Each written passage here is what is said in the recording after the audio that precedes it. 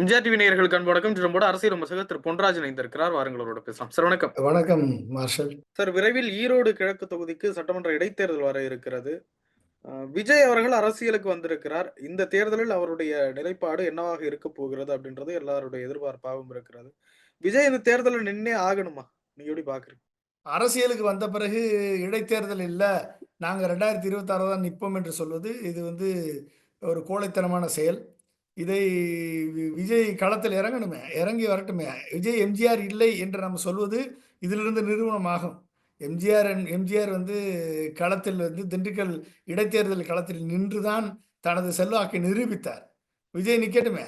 ஏன் இப்ப இந்த இந்த ஈரோடு கிழக்கு தேர்தல் 2 முறை ஏற்கனவே ஒரு முறை நடந்தது. அதுக்கப்புறம் ஈவி.கே. இளங்கோவன் மகன் இறந்ததற்கு 2வது முறை நடந்தது.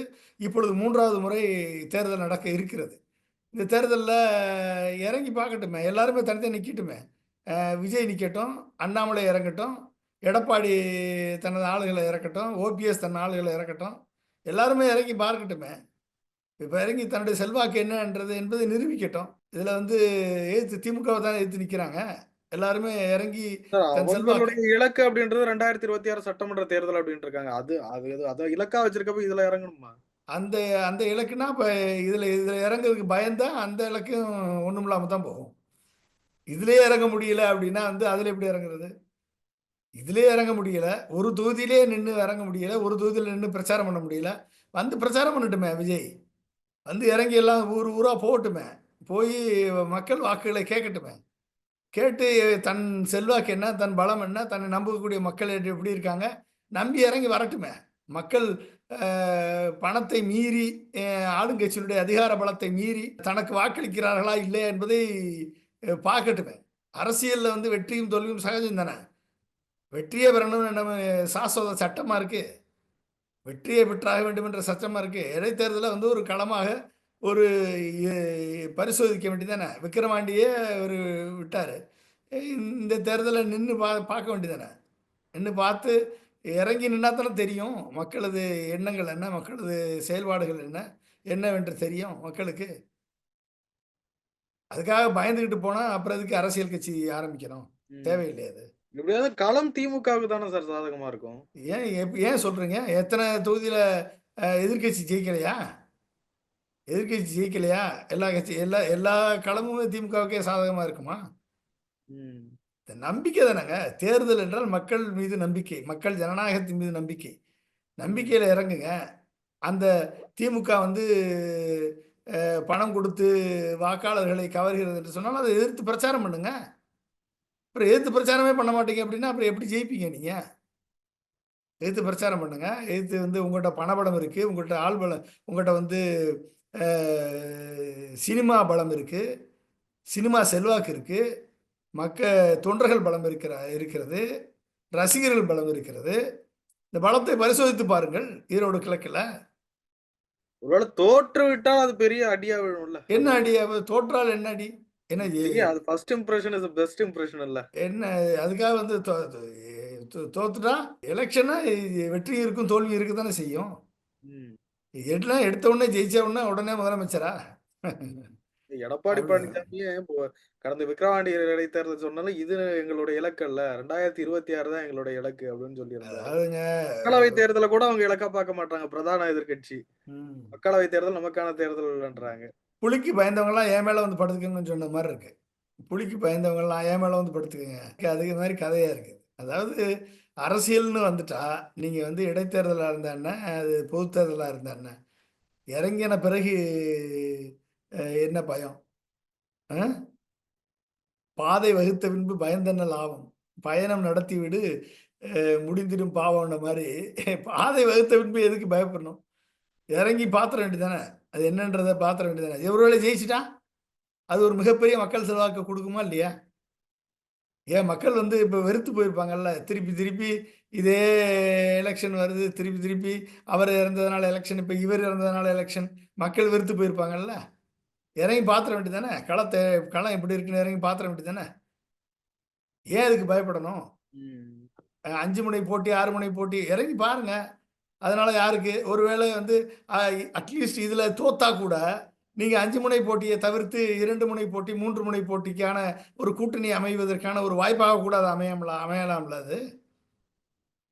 இறங்கி பாருங்களேன். எல்லாருமே தனித்தனி செல்வாக்க நிரூபிங்க. இப்ப அண்ணாமலை கூட இதுவரைக்கும் எங்க நிரூபிச்சிருக்காரு தன் செல்வாக்க? சொல்லுங்க பாப்போம். அண்ணாமலை தனியாக நின்று தன் செல்வாக்கை நிரூபித்திருக்காரா? பிஜேபியை தனியா களத்துல இறக்க சொல்லுங்க பாப்போம் அண்ணாமலைய. இந்த இடைத்தேர்தல்ல கூட்டணி இல்லாமல் பிஜேபி மட்டும் அண்ணாமலையே நிக்கட்டுமே அதில். அண்ணாமலையே ஈரோடு இடைத்தேர்தலில் எம்எல்ஏ கேண்டிடேட்டா நிக்கட்டும். நின்று வெற்றி பெற்று சட்டசபைக்கு போகட்டுமே, வெற்றி பெறட்டுமே. தனியாக நிற்கட்டும், பிஜேபியுடைய செல்வாக்கு காமிக்கட்டும். இது வரைக்கும் அண்ணாமலை வந்த பிறகு தனியாக நின்று பிஜேபியை தனியாக நின்று இது வரைக்கும் ப்ரூவ் பண்ணியிருக்காரா? இவரும் அன்ப்ரூவ்டு வாக்கு தானே. 3% இருந்த பிஜேபி இன்னைக்கு 11.5% சொல்றாங்க. இது 11% கூட்டணி கட்சிகளுடைய பலத்தினால் வந்தது. நீங்க உங்களுக்கு என்ன பலம் இருக்கிறது? அண்ணாமலை இறங்கி நிக்கட்டுமே, விஜய் இறங்கி நிக்கட்டுமே. அங்க சீமான் நிக்கிறாரு, இந்த பக்கம் ஏடிஎம்கே நிக்குது. ஓபிஎஸும் டிடிவி தினகரனும் தனி கட்சியா நின்று பார்க்கட்டுமே. அது தன் பலம் என்னன்ற தெரிஞ்சு போயிரும்ல மக்களுக்கு. நின்று எதிர்த்து அடிங்க, யாருக்கு அதிகமான பலம் இருக்குன்னு பாருங்க. அப்புறம் எல்லாரும் சேர்ந்து ஒன்னா சேர்ந்து திமுக எதிர்க்கக்கூடிய வாய்ப்பு இருந்துச்சுன்னா ஒன்னா சேர்ந்து பாருங்களேன். ஜனநாயக முறைப்படி நடக்குமா ஈரோடு கிழக்கு தொகுதியில் இடைத்தேர்தல்? அதை பத்தி என்னங்க இருக்கு? மக்கள் தானே வாக்களிக்கிறாங்க. அப்படி பாத்தீங்க அப்படின்னா நான் ஒன்று சொல்றேன், ஒரு சின்ன சொல்றேன். அடுத்த தேர்தலில் மகாராஷ்டிராவில் எப்படி எலெக்ஷன் கமிஷனை வச்சு இவிஎம் மேனிப்புலேஷன் நடந்துச்சோ, எப்படி ஹரியானாவில் எலெக்ஷன் கமிஷனை வச்சு இவிஎம் மேனிப்புலேஷன் நடந்துச்சோ, அதே மாதிரி தமிழ்நாட்டில் எலெக்ஷன் கமிஷனை வச்சு இவிஎம் மேனிப்புலேஷன் நடந்து ஏடிஎம்கே ஒரு 60 சீட்டு, 40 சீட்டு, விஜய் ஒரு 40 சீட்டு, பிஜேபி ஒரு 40 சீட்டு, முன்னாங்க 12, 120 ஆச்சு. ஓகே, இப்படி வந்துருச்சு. இப்படி ஒரு ரிசல்ட் வந்துச்சுன்னு வச்சுக்கோங்க. இப்படி ஒரு ரிசல்ட் வருதுன்னு வச்சுக்கோங்க, என்ன பண்ணுவீங்க? இது வர்றதுக்கு வாய்ப்பு இருக்கு, வரும். என்னாகும்? ஒரு கூட்டணி ஆட்சி அமைக்கப்படும். யாரு? பிஜேபியினுடைய ஆதரவோட ஒரு கூட்டணி ஆட்சி அமைக்கப்பட்டு, அது விஜயோ இல்லை எடப்பாடியோ அங்கே முதலமைச்சராக ஆக்கப்பட்டு, ஏக்நாத் சிண்டே மாதிரி பாதியிலேயே கவுத்து திரும்பி ஒரு எலெக்ஷன் வச்சு, ஓகே, அங்கு பிஜேபி முதலிடத்திற்கு வருவதற்கான வேலை நடக்கும். இது திமுகவுக்கும் எச்சரிக்கை. இது திமுகவுக்குமான எச்சரிக்கை தான். இது அடுத்த முறை, இதுவரை தமிழகத்திலே இவிஎம் விளையாட்டு விளையாடப்படவில்லை. அடுத்த முறை 2026 இவிஎம் விளையாட்டு நடத்தப்படும். திமுக ஆட்சி கவிழ்க்கப்படும். கூட்டணி மந்திரி சபை உருவாக்கப்படும். அந்த கூட்டணி மந்திரி சபையில் விஜய், அதிமுக, பிஜேபி மூன்றும் இணைந்து ஒரு ஆட்சி அமைக்கக்கூடிய சூழல் ஏற்படும். இதுக்கான வாய்ப்புகள் வரும் என்று நான் கருதுகிறேன். அது யாரா இருந்தா பிஜேபி யாரா நினைக்குதோ அவங்க தான் முதல்வர். இல்ல, மதவாத சக்திகளோட துளியும் எனக்கு இது இல்ல, உடன்பாடு இல்லன்னு விஜய் மறுபடியும் சொல்றாரு. நீங்க உடன்பாடு இல்லங்க. நாளைக்கு எல்லாருமே தனித்தனியா நிக்கிறாங்க. தனித்தனியா உங்களுக்கு 40 சீட்டு, முன்னாங்க 12 வந்துருச்சா? அப்படி இருந்தாலும் திராவிட கட்சியை விட்டுட்டு போய் பிஜேபி ஆதரிப்பாரு விஜய். பிஜேபி ஆதரிச்சாதான் ஆட்சி அமைக்கக்கூடிய சூழல் வரும். என்ன பண்ணுவீங்க? ஏங்க, பிஜேபி அமைச்சா நீங்க 50 சீட்டு ஏடிஎம்கே வச்சுக்கோங்க, ஒரு 30 சீட்டு விஜய்க்கு வச்சுக்கோங்க, ஒரு 30 சீட்டு பிஜேபிக்கு வச்சுக்கோங்க.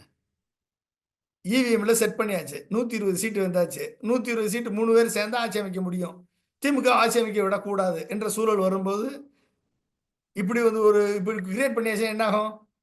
அது 5 முனை போட்டி நடந்தது. இதுல மக்கள் ஸ்பிளிட்டட் வெர்டிக்ட் கொடுத்துட்டாங்க. இவங்களுக்கு பாதி, இவங்களுக்கு பாதி, இவங்களுக்கு பாதி, எல்லாருக்கும் பாதி பாதி பிரிச்சு கொடுத்துட்டாங்கன்னு சொல்லுவாங்க. அதை நீங்க நம்பித்தான் ஆகணும். புரிஞ்சுக்கிட்டீங்களா? நீங்க நம்பித்தான் ஆகணும். அப்படிப்பட்ட ஒரு சூழல் வரும் பொழுது திமுகவுக்கு அறுதி பெரும்பான்மை கிடைக்காவிட்டால் இந்த 3 பேரும் சேரக்கூடிய ஒரு சூழல் தனித்தனியாக நிற்கிறாங்கன்னு வச்சுக்கோங்க. அது ஒன்றும் பிரச்சனை இல்லை. பிஜேபி தனியாக நின்று ஒரு 40 சீட் எடுக்குது. ஏடிஎம்கே தனியாக நின்று ஒரு 40 சீட்டு, விஜய் தனியாக நின்று ஒரு 40 சீட்டு, முன்னாங்க 12, 40, 50, 45, 30, 35, 60 இந்த மாதிரி காம்பினேஷன் வச்சுக்கோங்க. ஒரு 120 சீட்டு வருது.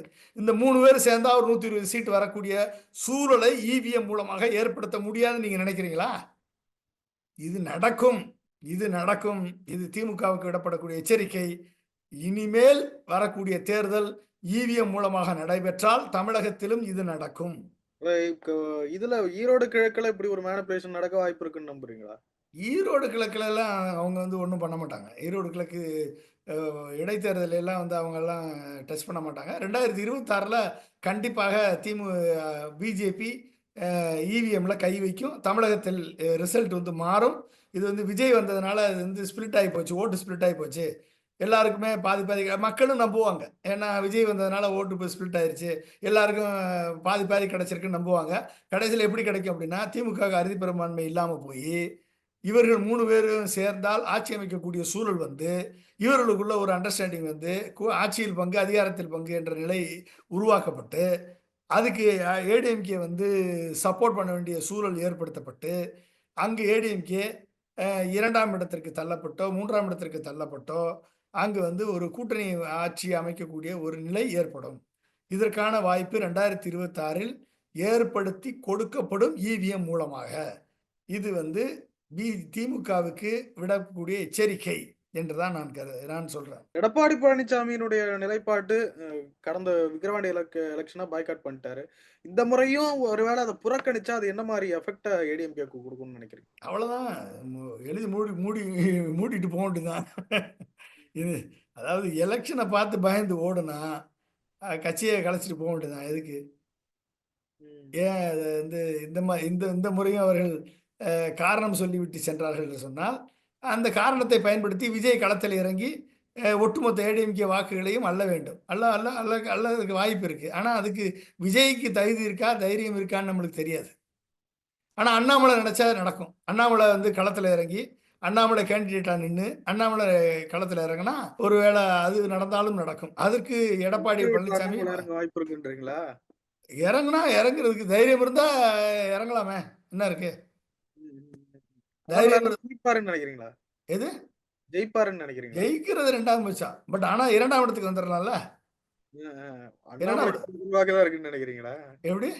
அண்ணாமலைக்கு அவ்வளவு செல்வாக்கு தான் இருக்குன்னு இல்ல, நினைக்கிறீங்களா? இல்ல. அப்படின்னு அவங்க நினைக்கிறாங்க. ப்ரூவ் பண்ணட்டுமே. அந்த செல்வாக்கு அதத்தானே நம்ம கேட்கிறோம் நம்ம. இதுவரைக்கும் அண்ணாமலை வந்து அன்ப்ரூவன் லீடர். சரிங்களா? இது மாரி விஜய்க்கு என்ன ஓட்டுன்னு நம்மளுக்கு தெரியாது. அது மாரி அண்ணாமலைக்கு என்ன ஓட்டுன்னு உங்களுக்கு தெரியுமா?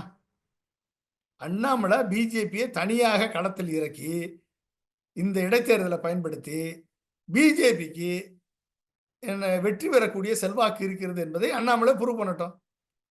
ஈரோடு இடைத்தேர்தலை பயன்படுத்தட்டும். பிஜேபி எந்த கூட்டணியும் வைக்க வேணாம். தனியா நிக்கட்டும். தனியா நின்னு அண்ணாமலைக்காக இந்த வாக்கு. அண்ணாமலையே வேட்பாளராக களத்தில் இறங்கட்டும். இறங்கி ப்ரூவ் பண்ணி காமிக்கட்டும். அவரை 2ஆம் இடத்திற்கு 3ஆம் இடத்திற்கு தள்ளட்டும் ஏடிஎம்கே. காமிங்க. இந்த வாய்ப்பை தானே இது வந்து ஈரோடு இடைத்தேர்தல் ஒரு வாய்ப்பை தானே கொடுக்குது.